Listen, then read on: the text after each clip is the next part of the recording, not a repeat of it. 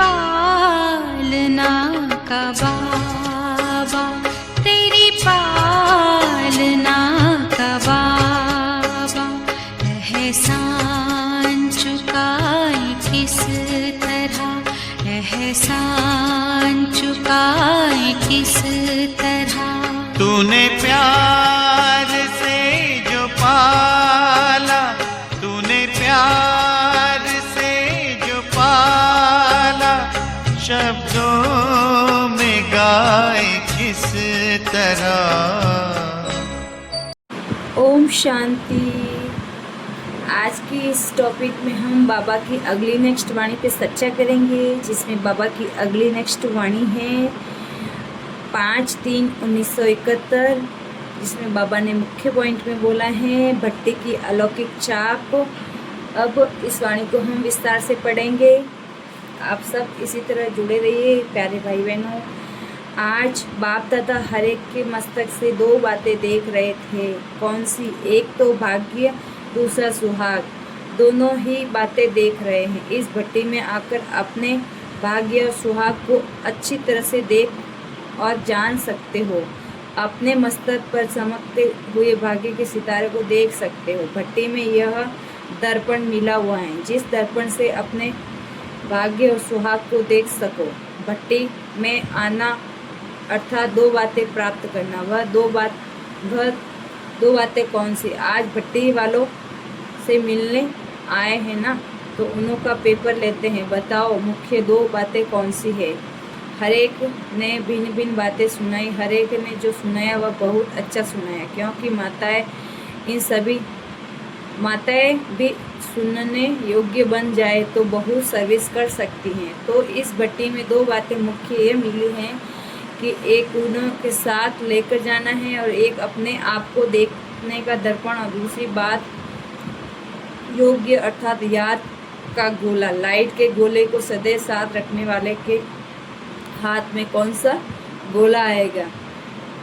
जो आप लोगों का यादगार चित्र है, कृष्ण के चित्र में सृष्टि का गोला है ना। तो बाबा ने बताया कि जो लाइट का गोला है अर्थात लाइट के चित्र में अंदर सदैव रहना है। लाइट का गोला बनने से ही विश्व के राज्य का गोला ले सकते हो। तो अभी है लाइट का गोला, भविष्य में होगा राज्य गोला। तो भट्टी में एक तो दर्पण मिला, दूसरा याद की यात्रा को निरंतर श्रेष्ठ बनाने के लिए लाइट के गोले की सौगात मिली है। लेकिन दोनों ले जाने हैं, यहाँ छोड़ के नहीं जाना है। दोनों सौगात साथ ले जाएंगे तो सदैव साथ रखेंगे। फिर क्या बन जाएंगे? जैसे बाप की महिमा एक गीत बनाया है ना, सत्यम शिवम सुंदरम, ऐसे आप सभी भी मास्टर सत्यम शिवम सुंदरम हो जाएंगे।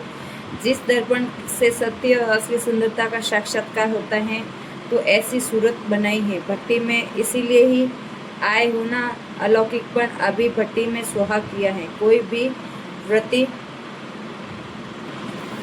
दृष्टि, संबंध की स्मृति, अलौकिक मर्यादा, लौकिक रस्म रीति रस्म में वंश होकर अलौकिक रीति और प्रीति को भूलेंगे तो नहीं। अलौकिक प्रीति और अलौकिक रीति रस्म को पूरा थप्पा व पक्की चाप लगानी है। पूरी चाप लगाई है, जो भले ही कोई कितना भी मिटाने की कोशिश करे लेकिन मिट ना सके। ऐसी चाप अपने आप को जिन्होंने लगाई है वह हाथ उठाए। देखना है अलौकिक रीति रस्म का पेपर बहुत कड़ा आएगा। कोई ने तो हाथ ही नहीं उठाया है। ये समझते हैं कि हम अपनी सेफ्टी रखें, लेकिन सेफ्टी इसमें है कि जो जितना हिम्मत रखेगा उतनी मदद मिलेगी। पहले अपने को इस संशय बुद्धि होने से हार हो जाती थी। यह भी अपने अंदर संशय क्यों रखते हो? मालूम है ना कि हम फेल हो जाते हैं, तो क्यों नहीं सोचते कि हम विजय प्राप्त करके ही दिखलाएंगे। विजयी रतन होना तो फिर कभी भी पुरुषार्थ में अपने को संशय बुद्धि नहीं बनाना चाहिए। संशय बुद्धि होने से ही तो हार होती है। अपना ही संशय का संकल्प माया नहीं बनने देती है। अच्छा, मेजॉरिटी विजय रतन है। विजय का तिलक भी लगाकर जो जा रहे हैं ना, तो सदैव यह स्मृति में रखकर कदम उठाया कि विजय तो हमारा जन्म सिद्ध अधिकार है। इसीलिए बनकर कर्म करने से विजय अर्थात सफलता का अधिकार अवश्य ही प्राप्त होता है। इसमें संकल्प उठाने की आवश्यकता नहीं होती। स्वप्न में भी कभी ये संकल्प नहीं आना चाहिए। ना मालूम है विजय होगी या नहीं। मास्टर नॉलेजफुल के मुख से ना मालूम शब्द नहीं निकलना चाहिए। जब सृष्टि के आदि मध्य अंत को 3 कालों को जान गए तो मास्टर नॉलेजफुल बन गए। तो ऐसे मास्टर नॉलेजफुल के मुख से ये शब्द निकल सकता, ना कि मालूम है कि सभी मालूम है। यह अज्ञानियों की भाषा है, ज्ञानियों की नहीं। अगर कोई गलती भी करते हैं तो मालूम होता है कि नॉलेज के आधार पर कि ये रॉन्ग कार्य कर रही हूँ, मालूम पड़ता है ना। तो ना मालूम यह क्या होगा, ये नहीं होगा। ये कहना ब्राह्मणों की भाषा नहीं है। नहीं तो इस भट्टी की छाप पक्की लगा कर नहीं जा सकते। जो 21 जन्म की ये छाप पक्की कर रहे हैं वो अविनाशी रहे। तो इस भट्टी में दोनों सौगात सभी ने अपने पास रख ली है। इस भट्टी से जाकर क्या करेंगे? इस भट्टी में आई हुई अपने को परिवर्तन करने और औरों को भी परिवर्तन में ला सकते हैं। अगर सर्विस में देखती हो तो परिवर्तन में कम आते हो तो दर्पण जो ले जा रही हो ना, उसको देखना है मुझे अपने आप को परिवर्तन लाने की शक्ति आई है कि नहीं। अपने आप को परिवर्तन करने की शक्ति कम है, दूसरों को भी इतना परिवर्तन में ला सकेंगे। तो 2 बातें याद रखना है। एक तो हर एक की बात में परिवर्तन करना है, लौकिक और अलौकिक में आना है, और दूसरा परिपक्व में आना है। अगर परिपक्वता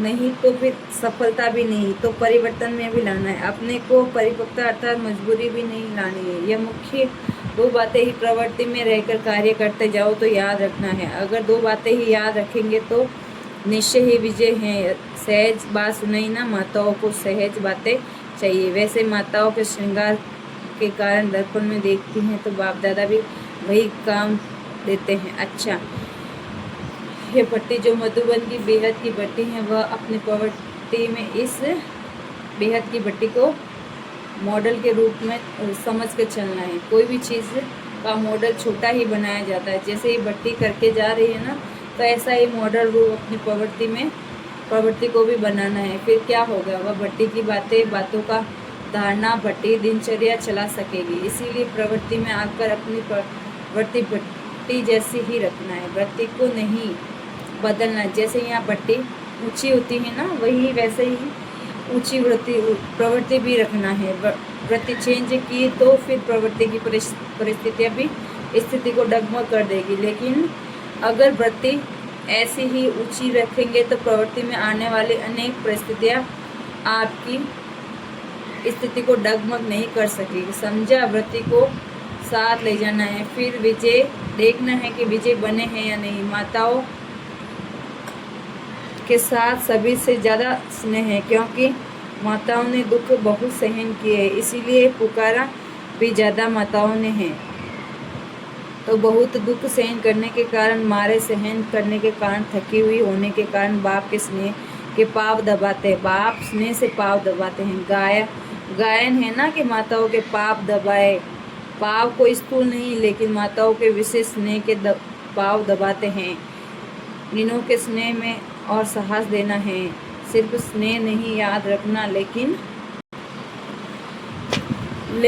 अपने को स्वतंत्र बनाने की शक्ति भी बहुत ज़रूरी है। ये पेपर होगा, लेकिन शक्ति कहाँ तक भरी है। जो प्रवृत्ति में रहते हैं स्वतंत्र बनकर यादगार बनेगी, उनको ही इनाम भी भेजेंगे। अच्छा, छोटे बाप समान होते तो अब सभी एक, किंतु परंतु पहचान एक के। गुजराती पंजाबी आदि कहते हैं गुजरात नंबर 1 बनकर दिखाएगा, देखेगा इस इनाम लायक कौन बनता है। एक एक रत्न अपनी विशेषता है, किसमें स्नेह की, किसमें सहयोग की, किसमें शक्ति की, किसमें दिव्य गुण बनने की, किसमें ज्ञान की विशेषता है। अभी सर्व शक्तियों को अपने में भरनी है। सर्व गुण संपन्न 16 कला संपूर्ण बनना है। सर्व गुण संपन्न नहीं बनेंगे तो 16 कला से भी 14 कला हो जाएंगे। चंद्रमा में जरा सा भी कला कम होती है तो अच्छा नहीं लगता है। संपूर्णता से सुंदरता होती है। तीव्र पुरुषार्थी का तीर सदा निशाने पर लगता है। कभी भी माया से हार नहीं खाना है। लाइट का गोला बनकर जाना है। लाइट नॉलेज को ही कहते हैं, और लाइट माइट भी हैं। कमजोरी शब्द, कोशिश शब्द कमज़ोर है, लेकिन जहाँ कमजोरी होती है वहाँ पहले माया तैयार होती है। जैसे कमज़ोर शरीर पर बीमारी जल्दी आ जाती, वैसे ही कोशिश शब्द कहने से भी आत्मा कमज़ोर होती है। तो माया समझती है कि यह तो हमारा ग्राहक है, तो आ जाती है। निश्चय है ना, निश्चय ही विजय है। जैसे सारे दिन में जो स्मृति रहती हैं वैसे ही स्वप्न आते हैं। यदि सारे दिन में शक्ति रूप की स्मृति हो रहेगी तो फिर कमजोरी स्वप्न में भी नहीं आएगी। अच्छा, ओम शांति। बाबा ने अपनी वाणी को यहीं विराम दिया। आगे हम नेक्स्ट वाणी पे चर्चा करेंगे। आज के लिए इतना ही। अच्छा लगे तो कमेंट जरूर करिए। ओम शांति।